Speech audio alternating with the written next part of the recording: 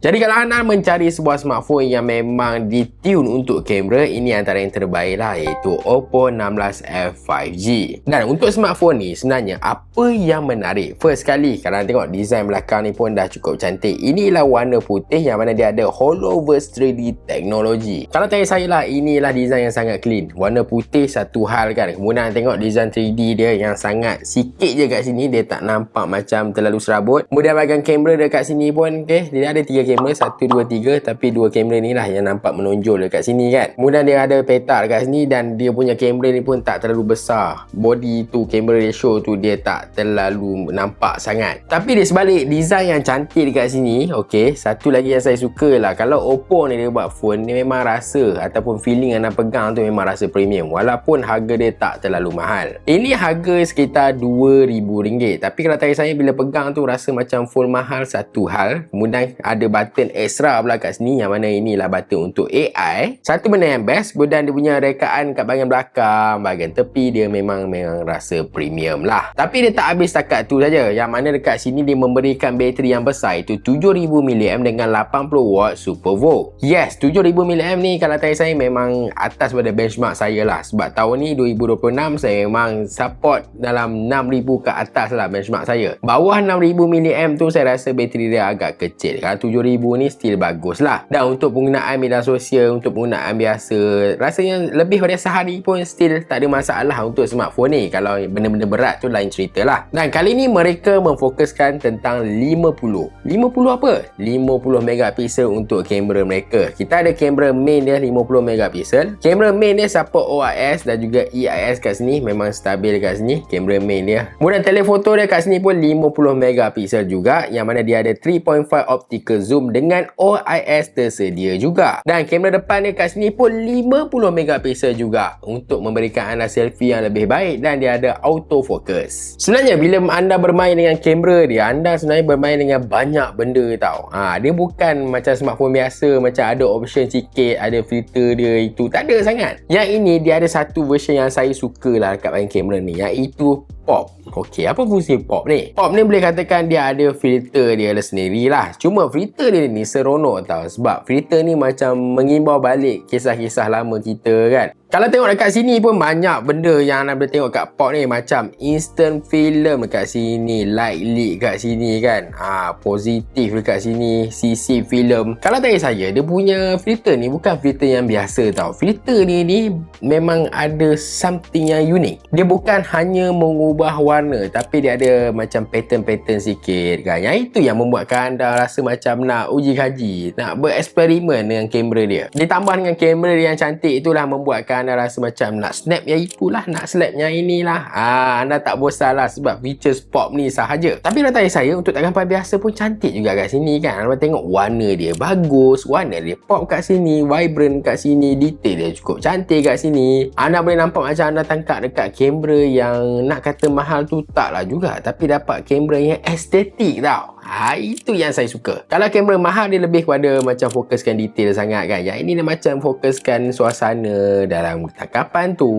Kalau anda nak terus post kat media sosial pun memang bagus kat sini kan. Termasuklah tangkapan malam dia kat sini kan. Cuma tangkapan malam ni kalau cahaya yang terlalu terang sangat, dia kurang sikit lah. Itu kelemahan dia sikit. Tapi yang lain bagi saya, tangkapan malam dia still bagi bagus jugalah kat sini. Cuma overallnya saya tanya anda lah, anda rasa kamera dia cantik ataupun tidak kan? Anda rasa jiwa tu ada tak dalam setiap tangkapan kat sini? Apa kata anda? Komen dekat bahagian bawah. Jadi ini merupakan rakaman untuk Oppo Reno 16F 5G. Macam anda tengok sekarang, inilah rakaman one time. Kita boleh buat 2 times, kita boleh buat 3.5 dan juga kita boleh buat 7. Dan kualiti dia kalau tanya saya, 3.5 ni kalau tengok still lagi sharp kat sini, just nice. 1 pun okey. Dan ini rakaman kalau sambil saya berjalan. Kegaran ke tidak, saya rasa stabil je kat sini. Dan apa yang terus flip untuk tengok dekat kamera depan juga. Jadi anda tak perlulah stop sekejap kan. Sekarang ni saya dah rakam siap-siap depan dan juga belakang. Kualiti macam balik. Dan inilah kualiti untuk belakang. Komen dekat bahagian bawah. Tapi kamera dia tak terhenti kat situ sebab ada banyak ciri AI dekat kamera dia. Antaranya, kita ada 4K auto video kat sini dan paling best kita ada AI Ultra Clear Image. Kalau anda tengok gambar yang blur-blur tu, boleh guna benda ni. Satu ciri yang memang perlu ada untuk rakyat Malaysia, tambah-tambah untuk anda yang bawa Grab ke Lalamove ke, iaitu ketahanan dia. Yang ini memang penting. Sebab bila anda beli 2000 ni lah satu harga yang agak besar tau. Jadi anda memang sayang lah smartphone anda ni kalau boleh pakaikan casing, tempered glass kan. Tapi yang paling penting dia punya core ni setaraf mana. Okey, kat sini kita ada IP68, 69 dan juga 69K. Bukan setakat masuk dalam air saja, kalau kena pressure water ke kat sini dia still lagi survive lah. Tak adalah kita kelang kabut kan, tiba-tiba masuk kolam rendang, tiba-tiba ada smartphone dalam poket kan. Tak adalah rasa macam gelabah nak kena keluar ke apa. Relax je sebab dia boleh bertahan lagi dekat sini. Itu yang penting. Ataupun terkena hujan waktu anda buat Lalamove ataupun waktu naik motor ke kan. Nak berhenti tiba-tiba tak boleh. Apa kata anda relax, santai je. Jangan risau, phone anda tak rosak. Dan untuk skrin dia dilindungi dengan crystal guard dekat sini. Cuma yalah, kaca still kaca. Kalau jatuh dekat tar semestinya boleh katakan agak berisiko. Dan untuk Oppo yang paling orang suka iaitu color OS, dan kali ni mereka menghadirkan Color OS 16. Dan kali ni dia banyak lagi fungsi AI macam AI Build Manager dekat sini kan. Dia ada AI Link Boost 4.0 dekat sini. Memang benda AI ni kalau tanya saya, dia macam boostkan lagi anda punya penggunaan untuk lebih mudah. Saya suka dengan smartphone ni sebab dia tak terlalu besar sangat tau. Skrin dia bersaiz 6.57 inci saja dengan AMOLED kat sini. Ya, skrin dia memang cantik. Cuma dia tebal sikit lah dekat sini kan. Kalau tanya saya, tebal ni tak ada masalah kalau anda lama-lama dah biasa nanti. Cuma kalau ada banyak benda yang menarik sangat, anda banyak benda yang positif sangat, mesti ada benda yang kurang kat sini. Okey, satu benda je yang saya rasa agak kurang, tapi bagi saya dia bukanlah main point sangat pun. Benda tu ialah chipset dia, iaitu chipset pada MediaTek Dimensity 7300 Energy. Okey, kenapa dia pakai chipset ni kan? Kenapa tak pakai chipset yang powerful? Sebab kelas harga 2000 banyak je brand lain yang pakai chipset powerful. Sebenarnya dia memang bukan untuk anda seorang yang suka main game ataupun yang suka grafik tinggi AAA punya game nak layan dekat phone ni kan. Memang tidak lah semestinya. Tapi nak still layan Mobile Legends grafik tinggi tu still ok lah sebab game tu tak intense sangat sebenarnya kan.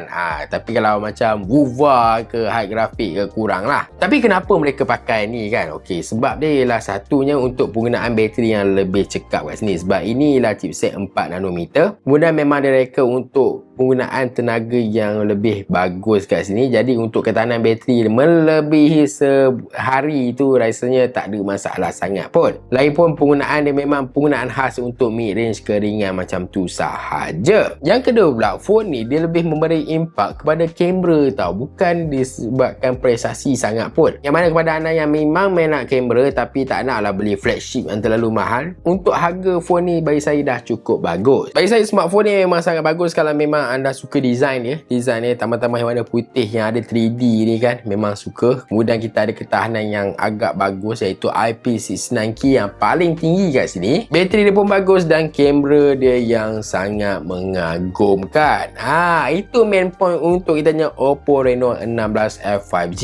Tapi saya minta maaf kepada anda yang gamer setegar, memang anda akan rasa phone ni tak berbaloi untuk anda. Sebab apa? Sebab anda lebih memandang tentang chipset. Dia macam, yalah, market dia tak sama sebenarnya. Kalau anda memang minat kamera jenis casual kan, phone ni memang ngam lah. Kalau anda memang minat chipset yang bertaraf tinggi kan, itu dia segmen lain sebenarnya. So, bergantung kepada anda. Anda jenis macam mana? Casual ke? Yang suka gambar ke kan? Phone ni berbaloi tak untuk anda? Berkata anda komen kat bahagian bawah. Dan macam biasa, like, subscribe, share. Terima kasih. Jumpa lagi.